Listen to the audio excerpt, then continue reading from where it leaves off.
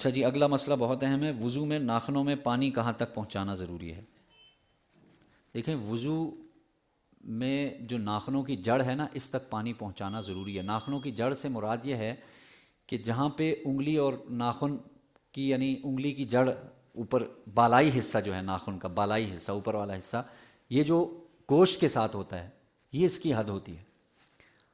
اب مثال کے طور پہ، اس کی مثال آپ اچھے طریقے سے اب سمجھیں گے، کسی شخص کے ناخن بڑے بڑے ہیں اور ان میں میل کچیل بھی گھسی ہوئی ہے، اور اب پانی نہیں پہنچ رہا گوشت تک، یہ جو اوپر پورے کے اوپر کا حصہ ہے، کنارہ ہے، نہیں پہنچ رہا، تو اس شخص کا وضو نہیں ہوگا۔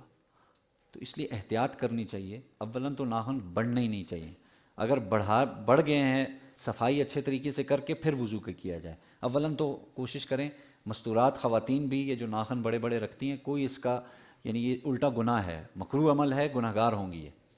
بچائیں اپنے گھروں کو، اپنے بچوں کو اس چیز سے کہ بھئی یہ ناخن، بعض لوگ ایک دو انگلیوں کے ناخن بڑے کر دیتے ہیں، نہ کیا کریں ایسے۔